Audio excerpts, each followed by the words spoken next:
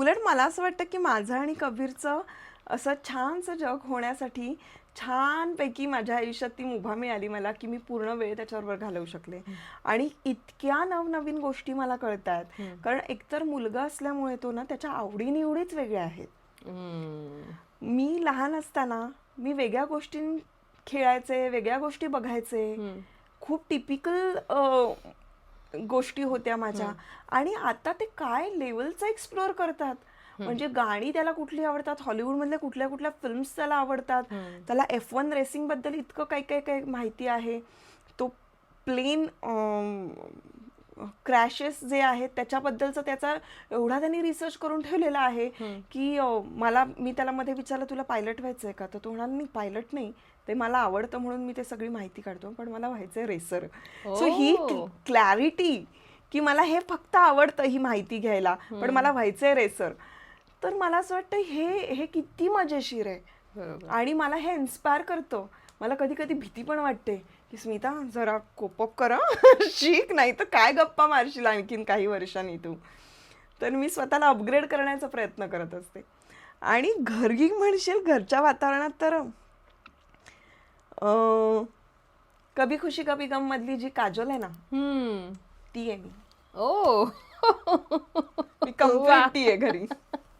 म्हणजे मला प्रचंड अभिमान, प्रचंड प्रेम, आणि मला सतत प्रेम व्यक्त करायचं असतं सतत. म्हणजे कधी कधी कवीला होतं बास मम्मा आता प्लीज, आणि की एकच आहे मला तू मुलगा, तर मी ते प्रेम व्यक्त करणार आणि मला पूर्ण अधिकार आहे.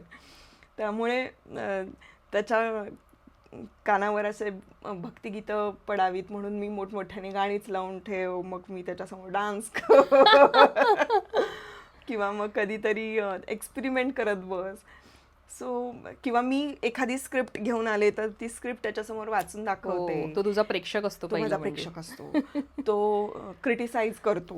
हो. किती वर्षाचा आहे? 11 वर्षाचा. हो सेम माझ्याकडे पण. हो.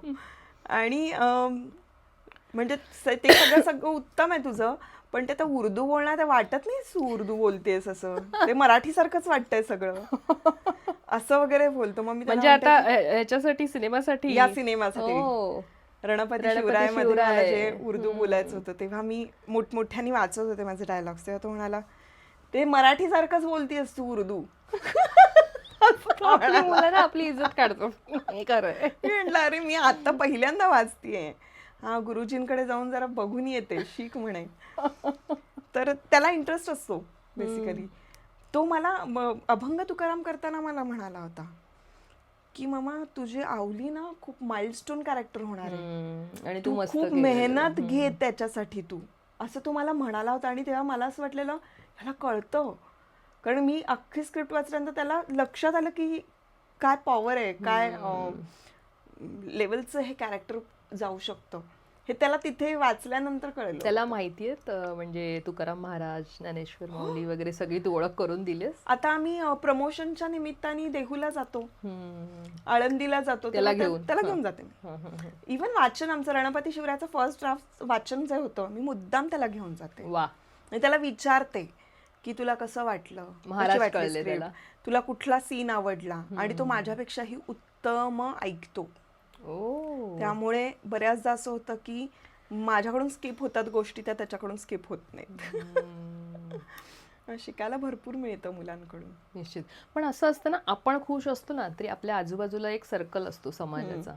जमणार आहे का, जमणार आहे का एकटीला, मला म्हणजे ऐका जमेल का, जमणार नाही, चाललीस तिथे नोकरीसाठी राहायला, असं ऐकायला आलेलं. तसं तुला ऐकायला मिळालं? शक्य करून दाखव, जमणार नाही. मला ना माझ्या आईकडूनच आलं होतं हे. आया तर त्या इनोसेंट बोलतात. नाही तिच्याकडून ते सिरियसली झालं होतं. मे बी तिला त्याच्यानंतर ती गोष्ट रिअलाइज झाली असेल. पण लॉकडाऊन मध्ये परिस्थिती अशी झाली होती ना ग की सगळ्यांची कामं बंद पडली.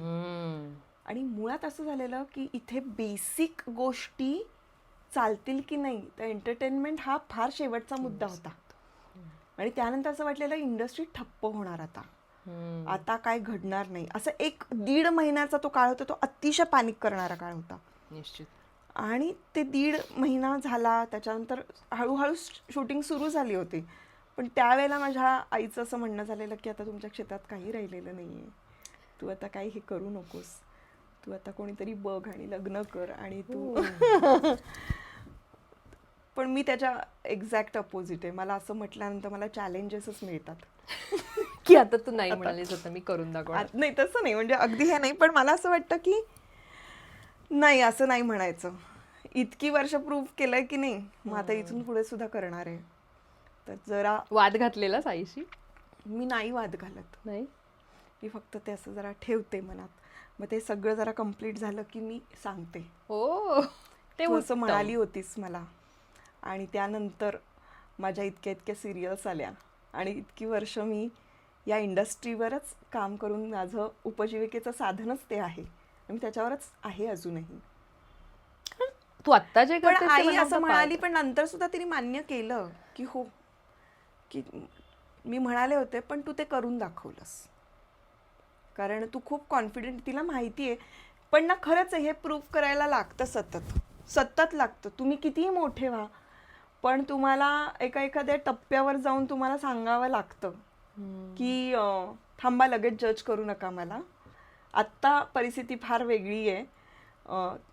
अगदी खूप चांगली परिस्थिती नसली तरी मी अजून काही पूर्ण डबघाईला आलेले नाहीये, तेव्हा थांबा, लगेच जज करू नका मला. बरोबर. पण आई म्हणाली, पण इतर इंडस्ट्रीतले फ्रेंड्स म्हण किंवा समाजातून इतर तुझे नातेवाईक म्हण तुला सेकंड मॅरेज विषयी विचारतात तेव्हा तू काय उत्तर देतेस? विचारून काय उपयोग आहे, मला असं वाटतं. तू स्ट्रॉंगली बोलतेस की कसं, म्हणजे तू रिॲक्ट कशी होतेस? मी स्ट्रॉंगली रिॲक्ट होते. म्हणजे मला असं वाटतं की हे बघ, आपल्या घरामध्ये जे काही मी फेस केलं किंवा जेव्हा होते, तर त्यावेळेला सपोर्ट करायला किती माणसं असतात, बरोबर की नाही?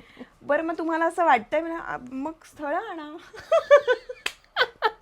तुम्ही सजेस्ट करा, तुम्ही suggest आता मी करा. निवडेन जर नाही पटेल तर. होत ना असं होत नाही. त्यामुळे ना मी तेच म्हणते की मी आज फारच क्लिअर बोलते. आणि नाही, मला असं वाटतं की असावं लागतं, कारण हे खूप जणांना उपयोगी पडतं. म्हणजे मला पण असं प्रत्यक्ष अनुभव आपण बोलतो ना, की असं नाही की तुमचं सगळ्यांचं आपण खूप परफेक्ट असतं. प्रत्येक संसारात काही ना काही कुरघोडी या होतच असतात. जो म्हणतो माझ्या नाही बाबा आमचं खूप गोड आहे, असं कुठेही नसतं. पण इम्परफेक्शन मध्ये खूप जास्त सौंदर्य आहे.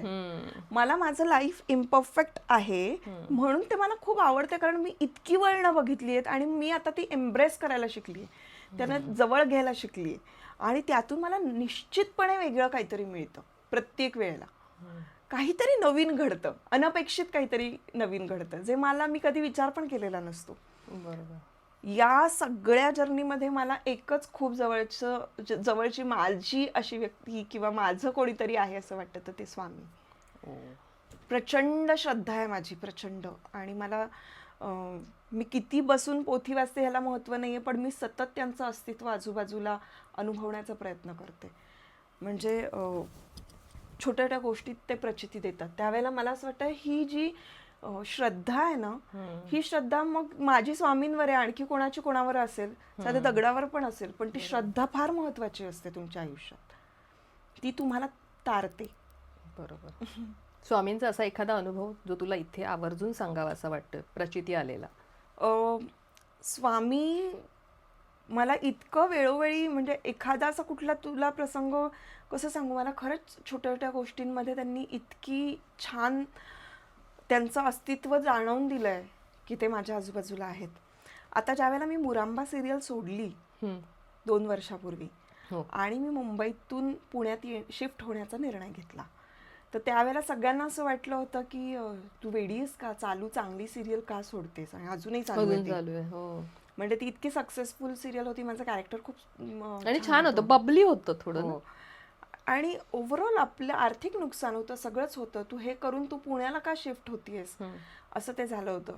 पण मला असं वाटतं की आपण जो डिसिजन घेतो त्याच्या मागचं इंटेन्शन खूप छान असेल, क्लिअर असेल, तर त्यातून मार्ग निघत जातात, आणि ते मार्ग दाखवणारे स्वामी असतात.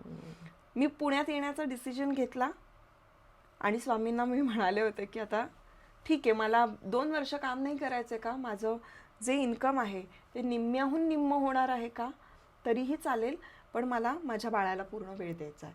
हे माझं इतकं क्लिअर इंटेन्शन मी जेव्हा स्वामींकडे, मला असं वाटतं मी हे बोलले, त्यानंतर या 1.5 वर्षात 2 वर्षात माझे 3 चित्रपट रिलीज झाले. हो.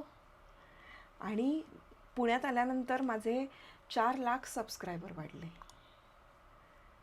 सो म्हणून हा विश्वास माझा स्वामींवर आहे की आपण एक चांगल्या हेतूनं गोष्टी करत राहायच्या आणि बाकी सगळं त्यांच्यावर सोपून द्यायचं. बरोबर. ते घडवतात आपल्यासाठी, आणि जे आपल्या मनासारखं घडत नाही ते त्यांच्या मनासारखंच घडत असतं, आणि ते आपण मान्य करावं. बरोबर. या गोष्टींवर माझा विश्वास आहे. निश्चित. आता जितकी तू सक्षम मला दिसतेस, मला आता वाटतंय की पॉडकास्ट करता करता तू अभिनयाकडे परत वळावंस. म्हणजे हा आमचाही आग्रह असेल, कारण आता इतकं सुंदर वेगवेगळं प्लॅटफॉर्म्स आपल्या इंडस्ट्रीमध्ये आहेत. म्हणजे